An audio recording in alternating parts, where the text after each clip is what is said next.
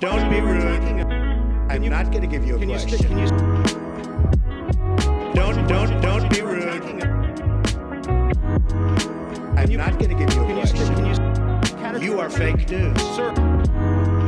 Fake news. Sir. Don't be rude. I'm not going to give you a question. You are fake news. Sir. I got some exciting guests here. How you doing? Welcome to Prospero's Pit. Happy to be here. Officially. It's a real honor to be up in here. Yeah, I'm going to do this. I'm going to not butcher your name. Scott Laudati. Hey! Scott Laudati joining us here with Damian Rucci. How you doing? All the way from New Jersey. Yes. Let's go. Let's go. I'm so hyped that you're here, that you made it. I'm happy to be here. I got connected with you through OAC. Yes. Of course. When they mentioned you and just like everything you got going on, I was like, I got to see for myself. And just the short phone call I made to you, because they were like hyping you up so much, I was like, okay, I feel it. I feel it through the phone. I was on our last tour. Your life has a point to it, man. At least you didn't hear the bad rumors yet. The bad rumors? Should we start with the bad rumors? No, I mean, listen, I just like to have fun. You know what I mean? Every day has adventure in it. You know? Yeah. I don't have any children, so I have no responsibilities. Left OAC on his own accord. Exactly. I didn't get kicked out this time. Exactly. And you walked out there a free man. A free man. But you're coming all the way from New Jersey. Yes. And recently, or not recently, 8 to 10 years ago, you were telling me you were a butcher in your full. Oh yeah, well I was a butcher again. So the butcher life's been like, you work a job, you get really good at it, then you quit your job, right, to go on the road to do poetry readings, and then as always, you go back to your job. Okay. But the last time I quit my job was September of last year. Okay. I think that was the last time they let me quit. Right on. Once you quit 7 times, they start getting a little cagey, a little weird. So what came first, butcher or poetry? Well, I've always written poetry. I was in a bunch of really shitty punk bands back in the day. And I wrote lyrics and I did all those stuff. And then I worked in the meat department when I was 18. Okay. So from 18 to 30, I was doing meat department stuff. But also that was the same time when I really started get into poetry and do the thing and all that good stuff. So how'd you get into poetry? Well, I was writing all these lyrics for bands, and I had this band that I thought was going to make it, man. We were going to blow up, bro. We were horrible. We were absolutely horrible. This is the punk bands? Yes. Okay. So I had this band called No Faith. We won the Break for Bamboozle contest. It's a big deal out in New Jersey. Huge deal. We play at Bamboozle, and we were horrible, but we had a scam. That's what you do in New Jersey, you scam. Okay. So we said, if you buy our tickets to our shows, we'll drink you up and smoke you up after the show. So nobody cared about our music. They just wanted the free weed and the booze. But I got my band name tattooed on my arm, and it broke up the next day. And we couldn't get a band back together, and I had all these lyrics, so I started playing with poetry. And I got into that bad car wreck. In 2015, some woman smoked me, blew through a red light, and hit me on my bicycle. Oh, shit. Yeah, so I was out of commission, stuck in a wheelchair. I just started throwing my poetry up on the internet. That's kind of really what started this whole game. Was it spoken word or just written? Well, at the time, I had performed before. I tried to do the open mic circuit for poetry in 2013 and 14 with my man Cord Moreski. And I bombed a lot. 'Cause I didn't know. I wanted to be different, but I didn't know how to be different. So I just came off horrible. So after bombing a couple times and going backstage and crying, you know what I mean? At 20 years old, that happened more than once. Then when I came back into it, and I was just posting poems on the internet, the one that blew up was to the lady who hit me with her car, right? I met Dorsey through that poem, and he's the one who really kind of brought me into the whole circuit. So now it's different, but back then it was just finding a release because I had all these lyrics, and I wasn't in a punk band anymore, so I didn't know what to do with them, so I just post them on the internet. What is that connection between punk and poetry? Because it's the same thing, just said different ways. It's really the same ethos. There's a lot of cool overlaps. Because you go to a punk show, it's total acceptance, right? Everyone's accepted, everyone's welcomed, except for hate speech and stuff. Poetry's the same way. So in New Jersey, I got a show called Punk and Poetry, which is a mix of the two, and it works. Yeah. It's very similar. Because we're all just weird kids. You see somebody with dyed hair, piercings, looking alternative, I'm like, that person will come to a poetry reading and a punk show. Hit the nail on the head. Yeah, that's how you double your crowd size. Exactly. Yeah. Doing those quick moves. I love that. And then Scott, how'd you get into poetry? Same thing, man. I was in punk bands. I was a singer-songwriter.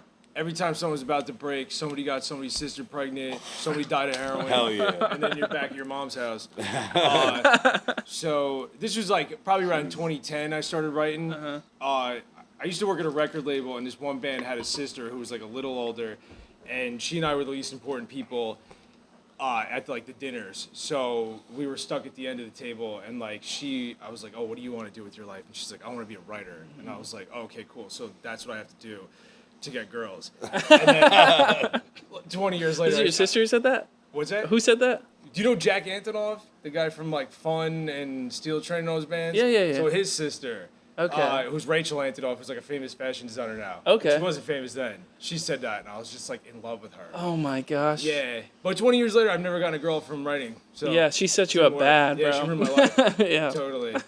But yeah, that's the long and short of it. Then I went to college. Back then, though, I didn't know because like I'm 6 years older than him. So the punk scene was completely different. Like there was no unity. Like you wore the wrong shirt. The fucking fat guy in the Hatebreed shirt was gonna kick your ass. You had pink hair. They thought you were like a Newfound Glory fan. You got beat up. There were skinheads. There was no unity whatsoever. So it was like all these different pockets, which is crazy with him, because you see a lot of those same people that you saw. Now they're 40s and 50s. There, being cool, writing poetry, everybody hugging it out at the end of the night. It's pretty wild. Yeah. What happened there to like connect those? I think it was the broader consciousness and culture that's changed over the time. The internet really has kind of like brought everyone together in like a homogeneous way, right? Where like culture, people are different in Missouri than they are in New Jersey, but not that much different. Yeah. Meanwhile, 20 years ago, it would have been like coming to a different country. Yeah, no social media, so you don't even... Now, culture and memes have proliferated. Yeah. So it's kind of like, if I see something in New Jersey, you might not have heard about it, but you probably heard about it. You probably understand what I'm saying. And I think that's what trickled down with the punk scene. The punk scene were all these little like columns, little things operating. And once you have these little islands, they operate under their own rules and assumptions. Then the internet comes in, and it kind of like, for better and worse, it kind of brings everyone together. Right. For sure. You know? Gets like everybody exposed in a way Yes. that... A lot of overlapping. Right. And like you said, for better or worse. Yeah. So then how do you guys cross paths? Dude. I did a show at the KGB bar, which was supposed to be like, it was like a big name venue in New York City for like the alt-lit scene and stuff, but I came up after that. Okay. So I do a show here at some little reading in New York City, and I meet Scott. And Scott's like, dude, can I film your poem? And I'd never had anybody ask me to film a poem of mine before. I was like, who is this guy? Right. And then he read, and then we just became friends, and I was trying to get Scott I had him read a couple times on my show. I was like, you got to come on the road with me, bro. Come on the road with me. And it took me, 6 years? 6 years to get you on the road. Yo, fun fact, same birthday, same town. How you doing? Wow. Yeah. Check that out. Same age? 6 years apart. Okay. Okay. Wow, what are the odds? You guys didn't know each other growing up? No. Not even know. Even though we both loitered at the same Wawas and Quick Checks. Yeah, as you do. As you do. You guys got Quick Trip out there? No, we have a Quick Trip. I think Quick Trip, by the way, is one of the best convenience store chains in North America. Yeah. But I call it the Target of gas stations. Oh, okay. It is. This is why touring's important. You find new gas stations. Buc-ee's. You ever heard of Buc-ee's? Haven't heard of Buc-ee's. I have heard of Wawa. That's the one. Okay, Buc-ee's. I stole a roast beef sandwich from every Buc-ee's from Texas to Tennessee. And Damn. I want that to go down in my biography. You got to get a wanted poster up or something. That would be legendary. Well, I want to go on the road with you, honestly. I've said this before because just the stories, like, what you do is fascinating in a way that, like, you're basically going around the country, you're traveling around the country in your car, and you're going to these venues and performing your poetry, and then you're selling your poetry books. Sure. So in a way that you're basically pitching poetry to just like audiences across the country, and like trying to make an argument in a fun, entertaining way while like competing with mass media and everything else. I agree. And to make an argument that so, poetry belongs in your household. What I see is the tour, the basic mechanics of the tour, right, is that we have books, right? And either we have our own books or we're printing books together, right? And we need to sell these books to put gas in the car and beer. Yeah. That's really like the bare bones matrix of it. Yeah. Gotcha. But also, I look at this as like a Promethean journey, right? Because like the way I look at poetry in America and with the New Jersey Poetry Renaissance back in New Jersey, that's been rocking out for 2 years now. This little couple shows now, it's like a whole working class movement, and I could see that being replicated everywhere. So when we do these shows, we're not only, we're showing up, we're getting fucked up with you, we're partying, but we're also like, this is us like selling the dream. You know what I mean? Like we're out here, we're exposing you to what poetry could be. Because everyone thinks of poetry in two ways. You think of it as that boring stuff that the American school systems failed us on. Because they have us read fucking Beowulf, right? I never related to dudes slaying dragons, you know? I kind of fuck with Beowulf, but yeah. Well, no, I'm down with it, but it's hard to relate to. But two, there's also the other component, which was like slam and button poetry, right? Which is a very different kind of poetry. So when we're out here and we're just dudes, we're performing in dive bars, creperies, everywhere, right? Weed shops, definitely. It kind of bookstores. shows, Oh yeah, and bookstores. It kind of shows like what it could be. And I think a third thing to this too is like we're like best friends, right? Yeah. So like, and the other guy we were out with last time, like best friends. So it's almost like a throwback to like a Sum 41 or Blink-182 tour. It's like fucking. Sorry, am I allowed to curse on here? No, it's fun. No. Yes, you're allowed to. Do you know where you are right now? It's super fun, and I feel like you can feel that, and like so everybody like. So our tour book that we put together to like sell for gas money, it's like you're getting part of the show, you know. And I think it would not work if somebody hated somebody on the tour or whatever. Right. It would just shoot a hole in the whole mirage or whatever. Because the show doesn't start when the show starts. You know what I mean? Yeah. It's like when like the event's happening, people go, oh, that's when the show starts. Man, for us, this whole thing is the art. The tour is the art. The parties afterwards, the art. Hanging out before. You know, we're just being ourselves, but we've learned that being yourselves is kind of a novel thing in today's world. Yeah. You know what I mean? Yeah. So it's kind of like a weird thing. Our whole point is like the fact that we could do this now. And I've been doing this for years, and nobody cared. For the last like 6 years of me touring, if we got 10 people in a venue, that was a hallelujah moment. We were high-fiving and singing Blink-182 on the ride home. Right. So now that things have changed a little bit, and I think the pandemic's helped tremendously with that, people want to get outside. Yeah. They've got all the Hulu, they got all that stuff. So now it's a very big moment where people are going out, they're venturing out, discovering things. And poetry, which a lot of people wouldn't be interested before, it's something to do. Yeah. And they meet us, drunk, in their hometown, you know? And it's one of the best nights of their lives. And the beat goes on, bro. Yeah, exactly.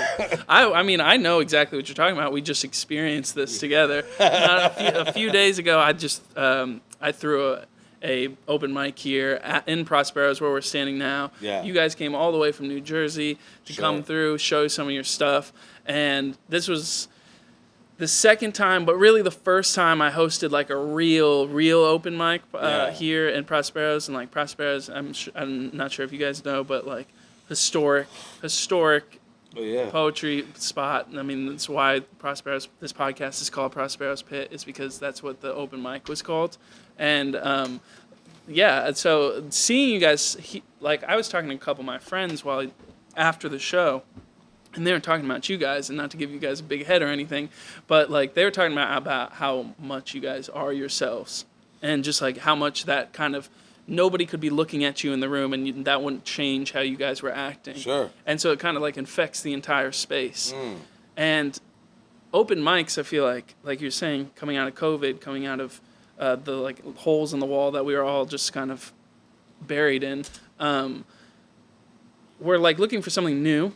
And like obviously like movies, going out to the movies isn't working, like that old style entertainment. Live music is definitely having a little bit of a renaissance right now. Definitely. But I feel like poetry open mics like brings something that no other live event really does, like really brings. It's the intimacy I find. Mm-hmm. It's also that what we do is that we're not quiet, right? Like I take myself, and Scott does it too, it seems, from the Irish tradition of the bard, right? Mm-hmm. Where we're at the dive bar, yelling a poem, but we're not.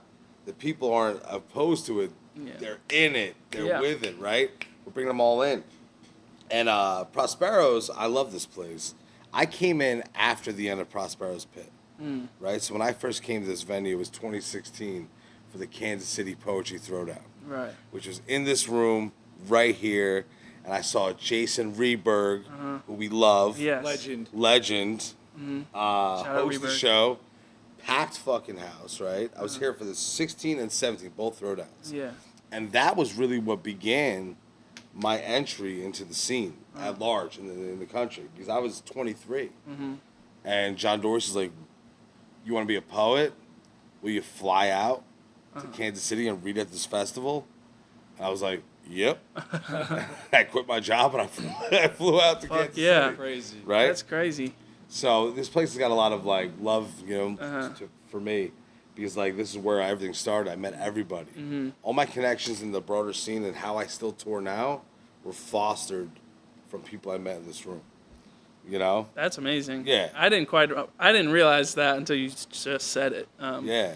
I've as soon as I found this place, and I've always felt like it was like a moth to a light. Yeah. Where as soon as I stepped into this building, I was like, something is going on here. I had no idea about the poetry scene. It was just the vibes, really. Yeah. Just the bookstore itself. Yeah. And then to hear the stories from Will and Rieberg, and it feels like you're like putting together pieces of like some sort of legend as you go around. This is now the second tour I've done with him, right? Every time we're in a place I've never heard of, we're in the middle of a cow pasture, and we get to a town. I'm like, how do you know somebody here? Always the Prospero's Throwdown, man. Wow. Because Rieberg, so it's my first time reading outside of Jersey. 23.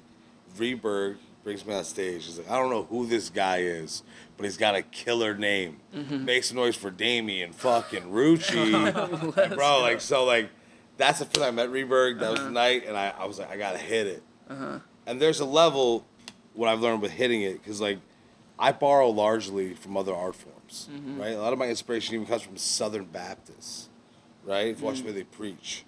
And, like, there's a way, in comedy, silence is a tool. But in poetry, silence is a destination, right?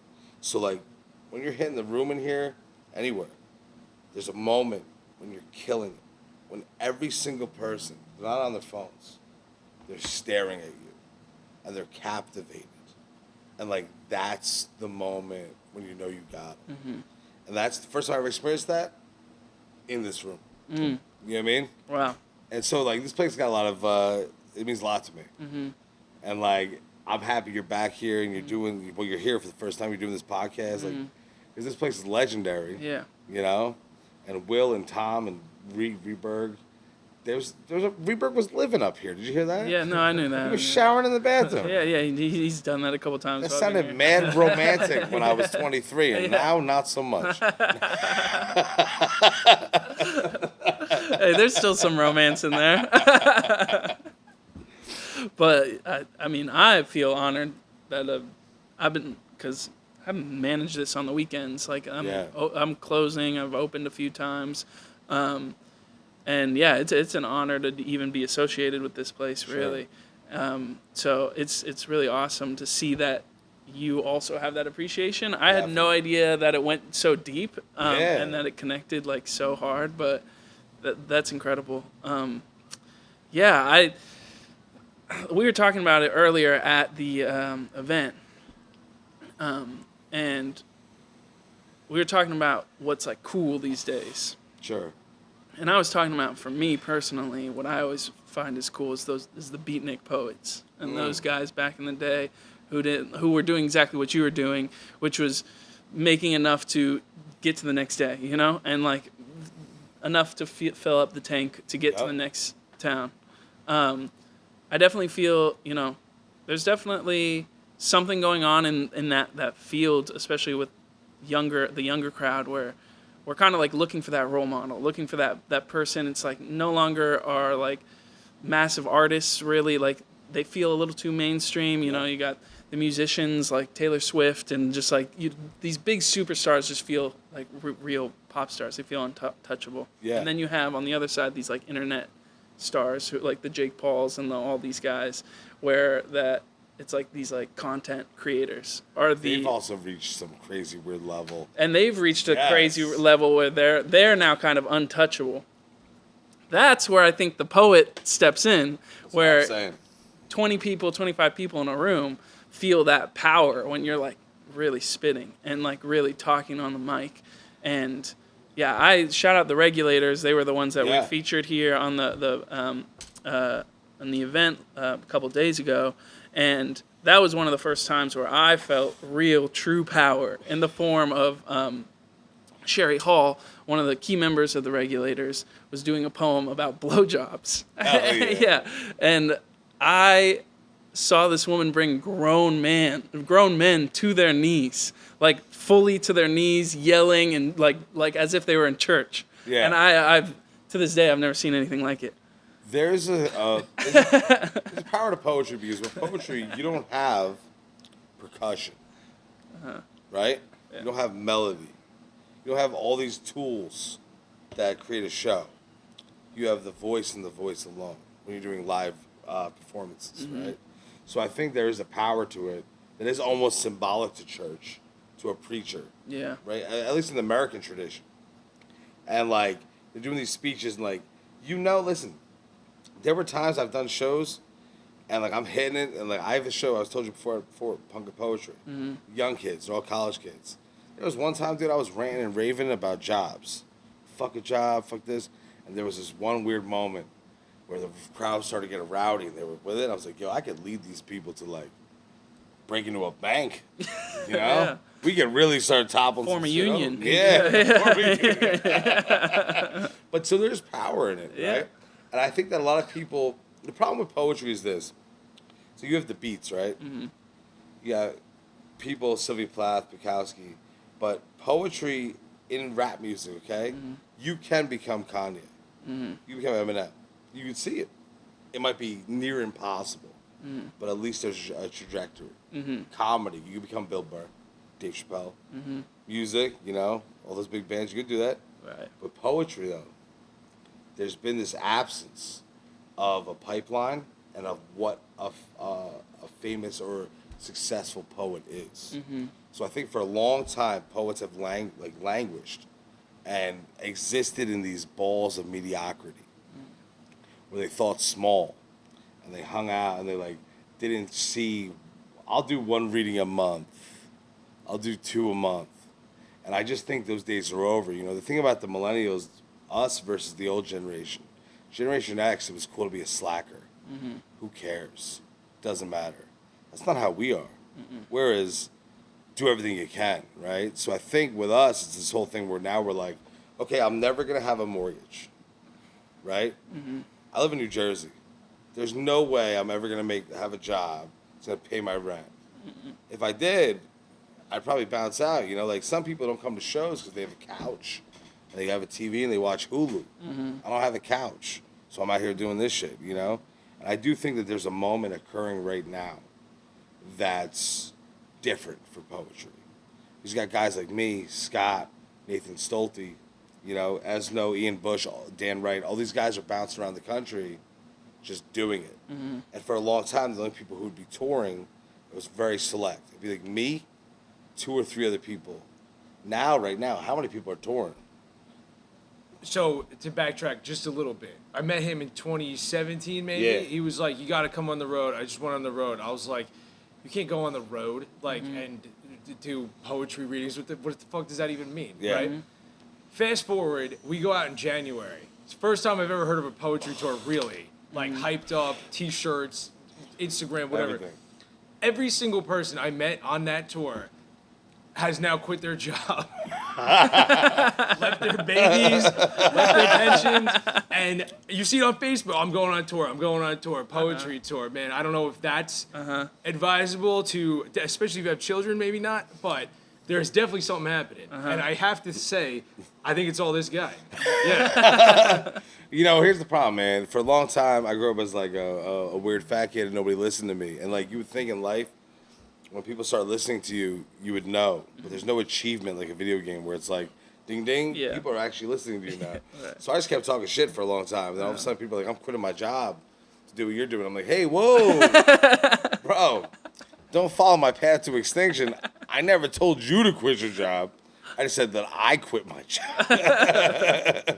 There's a moment happening. It's pretty interesting to see all over the place. Yeah. And like what we're doing in New Jersey with the Renaissance, that was going on for a hot minute, and the shows are wild, and they're like straight working class, because that's a one audience that nobody catered to, you know. So we're doing shows at dive bars and weed lounges and all these different things, and I think that what's happening is that culture's an interesting thing, and this is largely a cultural war of attrition, right? We just keep throwing what we're doing, being ourselves, living our lives, putting out books from whatever the fuck it is.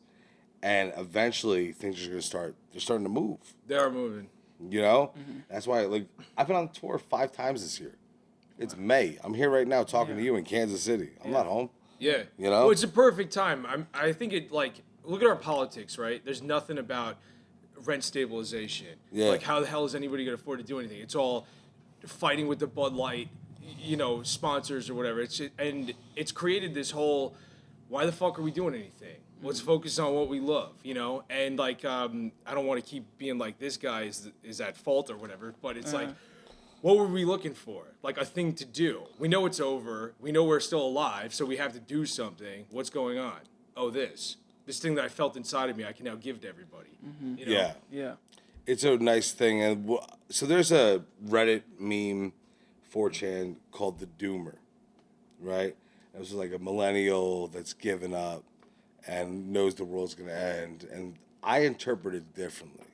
I consider myself a doomer. And I don't think that's that. A doomer is the halls of empire and capitalism and all these things are tremendous. So instead of like tuning in and dropping out, we're popping up and we're building culture. Like the empire's already here, bro. Yeah. There's no fighting it. Right. So why don't we just get our buddies together in a backyard and make some music? Why don't we just do poetry? Who cares? Yeah. It doesn't matter anymore, right? The world that was promised to us over the last several generations is gone. It's not here anymore. Well, and we're the first generation who knows that, accepts it, and embodies it. We're not fighting it anymore. No. We know it's not happening. Yeah. So I feel like kind of like what my thing is like, you could do this too. And I'm not telling people, it's funny. It's funny when people quit their jobs. We had some poor guy. I love him. Shout out to Kevin Lamastra. He got on my open mic. What was that? A couple Tuesdays ago. Puff Poems, my biggest show. He gets up there and he's like, before the Renaissance, I had a wife and a job. He's like, but my job fired me because I was smoking weed, and my wife left me. But now I'm a poet, right? And I'm like, no. Thank you, Damian Rucci. Scott's texted me while it's going on. I'm like, dude, you totally ruined this guy's life. But I'm not telling people that. What I am trying to tell people is like, you can, if you want to, you can do this. Sure. No budget. I always hate people like, oh, I don't have the money. Bro, I've come out on tour with like $24. Yeah, we're proof that you can do this with no money. No money. Just go. Do it. You know what I mean? Like Bukowski says in that one poem, don't try. The gods will smile down upon you. If you put your all into this thing and you're authentic and real, there's a whole network of people who can't tour. They can't do these things because they have family obligations. They have different things. That's why they hit us up. We crash at their house. Yeah. Party with them, barbecue with them. We got sleeping bags in the trunk in case that doesn't work out. Hell yeah, man. Oh yeah.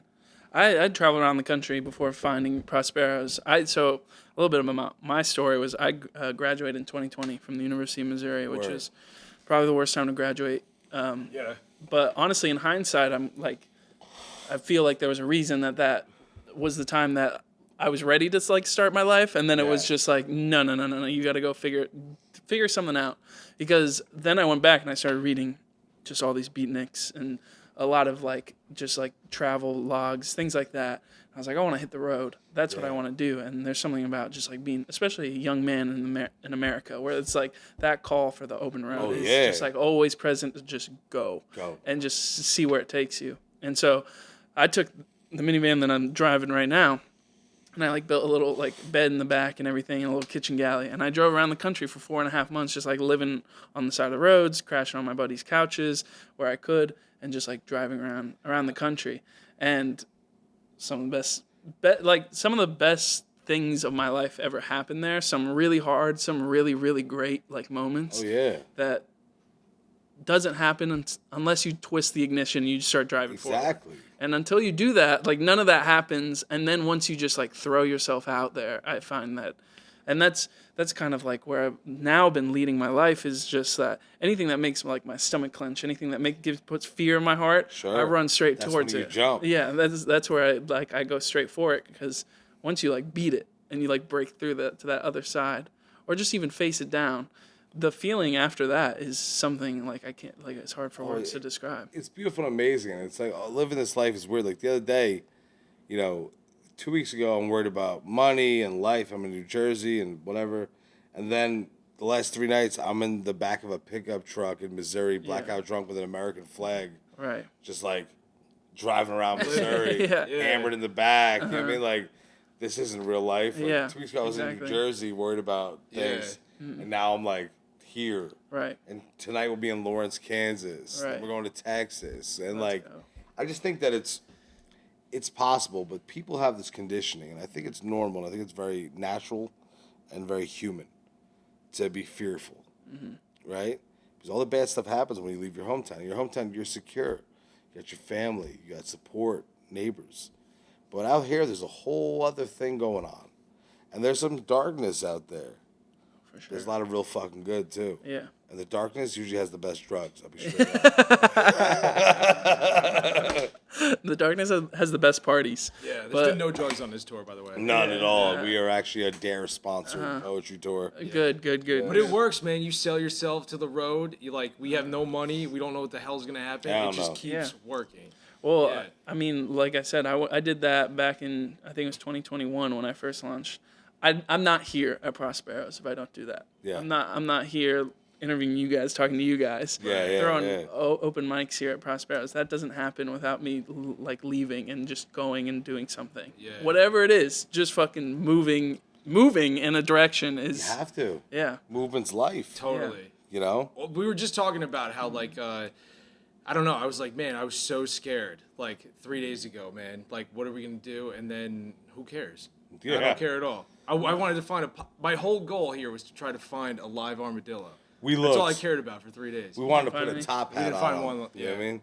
If you go to southern Missouri, you'll probably see. Everybody's always got a different place in Missouri where you can find an armadillo. There's a lot of dead ones. Yeah, I've seen a lot of dead ones. Yeah. I don't know if I've ever seen a live one.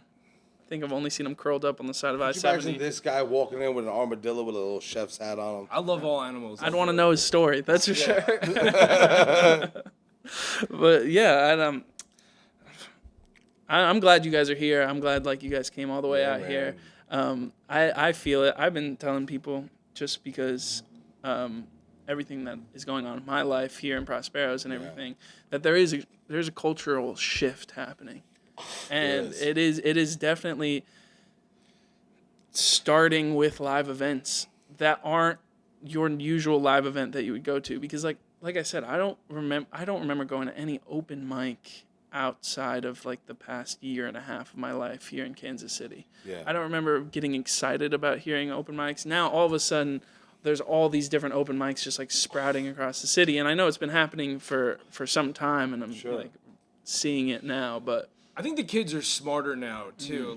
When I was in college, it was the party rock era, right? So purple skinny jeans, pink tank top, and every song was about party to the end of the world. That's it. Nobody read. Knowing anything about politics was lame. It was just party, hook up, dance. Yeah. And how long can that shit last? Look what happened. Then Trump immediately came in, right? Yeah. So now I think the kids are that shit is really lame. It's like for older, like fat dudes in skinny jeans now. Yeah. Like being smart, writing poetry, reading, getting off social media maybe a little bit is cool. Yeah. It's come back to culture, and I think that like, so anytime a pandemic occurs, there's a huge cultural boom afterwards. You know, literally the Black Plague to the Renaissance, Spanish flu to the swinging 20s, right?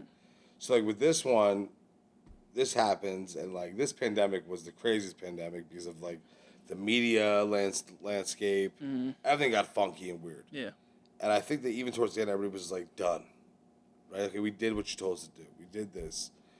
Now it's time to go out. But when you go out, everything's changed, and I think poetry events, they're the easiest shows to put on out of any event. You don't need equipment. You don't even need a PA system or a microphone. No. Yeah. You just literally get somebody in a room. That's a poetry reading. So the ease of being able to do it is also cool. And I also think that the bridge between punk rock and a lot of alternative music and DIY and the bridge between that and poetry is also an intersector. Because like, oh wait, we're all saying the same thing, just in different styles and ways. I feel like collaboration's much bigger now than it ever was. I mean, where you'll see a lot more art forms merge together and play around. Back in the day, if you were a poet at a music open mic, you were not getting love. You were not getting love at all. And now they're like, oh, okay. You know what I mean? Like comedians. In New Jersey, the best thing I ever did, it was a mistake. It wasn't a mistake, but it was like a weird choice I made that just worked out, is that we had the poetry scene. Now I start the show. Now I have 3 shows. I say one of them's going to work. The other 2, I'll discard. All 3 of them work. That's weird. And then now I got 6 open mic series. And I got 9. And everything's killer every time. So I started booking comedians. And now all my shows are poetry and comedy. And it's weird to see that worked amazingly. He got a lot of bullshit from the old guys saying, lot of bullshit. don't mix the poetry. A lot of bullshit. Yeah. Right? And now I got comedians. I had this one comedian get on stage the one time, and he was like, he did his set, and then at the last minute, he's like, this isn't funny, and just spoke some real shit about losing his dad. He goes, I can't do this at a comedy show. And he's like, said this really like heartfelt thing, and he's like, I'm going to miss him. And it was like, but like, that comedian would have never been able to do that in public at a normal comedy show. Yeah. So the mixing of genres is a huge thing that I think we're going to look back on in this era. Like, oh yeah, we started doing that around this time. Because before that, it was all segregated. You couldn't be a poet at a comedy open mic. They beat you up in the parking lot. Right. You know? You couldn't be an emo kid at a punk show. Oh, no. Yeah. Right. Well, I mean, do you remember the reel I sent you that I was using as like sort of an advertisement for Instagram reel? And I sampled Baldwin's talk speech. I think it was at Berkeley. The artist's dilemma or something. I'm blanking on the full title, but basically what he says is the part that like I caught on to the most was when he starts speaking to the poets, and he says, and when I say poets, I mean all artists. Yeah. And because that's really to me what it is. Like I write, I do long form, I do short stories, I do poetry. But like what I've always wanted to be, I want to be a filmmaker. I am a filmmaker. Yeah. Like I make films. To me, like when I'm in a open mic and you guys start spinning and going and doing your thing, I start seeing cuts. Like I start seeing images with what you guys are saying, and that's cool. Just what I'm picking up from you guys, and it's different from everybody else.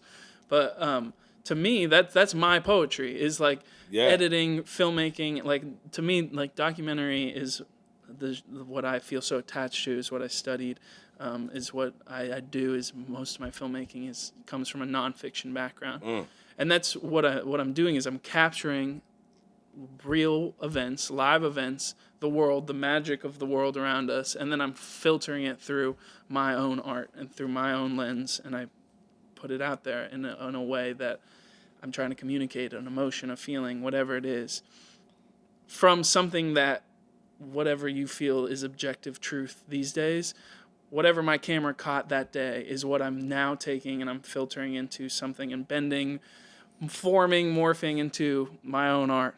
That's cool, though. Hell yeah. That's what poets do. Yeah. You guys see shit, you guys witness shit, you experience shit, and then we take it and we like bend it around in our little brain, and then whatever our tool is, whether it be the pen, whether it be your computer, whether it be a typewriter, whether it be a camera, whatever it is, you put it out there into a new something. I hope it's not a typewriter.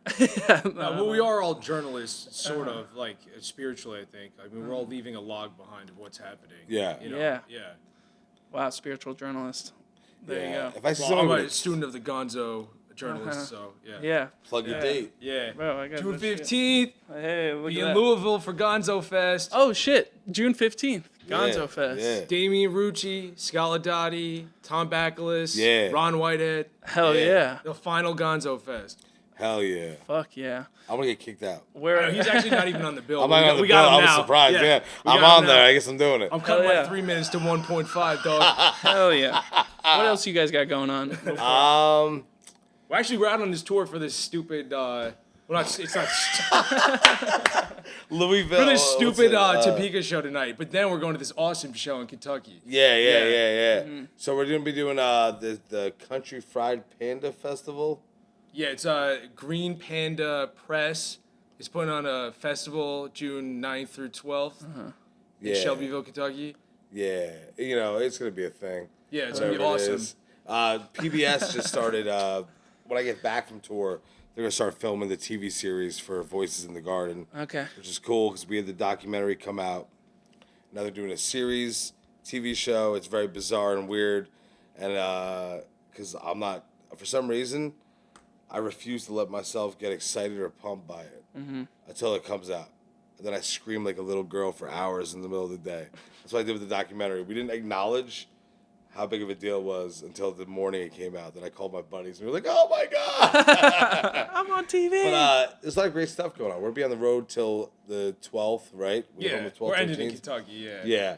Okay. And then got a whole bunch of stuff. I got a book coming out from Bow Machine. It's going to be awesome. Oh, yeah. And we're just rocking and rolling, really, you know?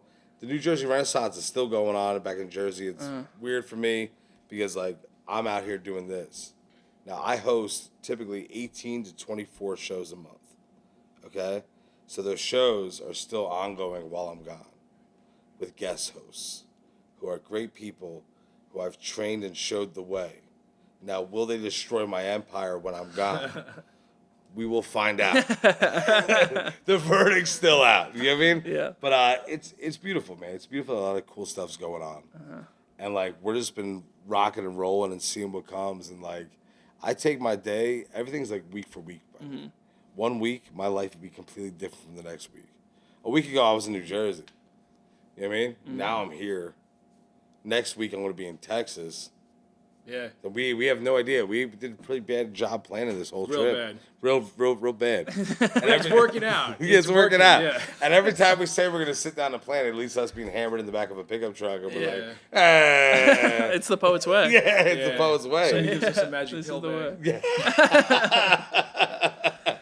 Speaking of which, I think I'm going to have to cut it there because the mushrooms are kicking in. So Can I sign just off. shout out my mom real quick? Yeah, shout out your mom. Mrs. Laudati, thank you very much for letting us use your car. Shout out to Scott's mom, Mrs. Laudati. You're the best. We're going to clean that car for you on the way back. You're a hero. Love you, Mom. Hell yeah, shout out Miss Laudati. Yeah. Hey, thanks for coming on Prospero's Pit. Hey, yo, shout out to Emma. Yo. Don't delete that.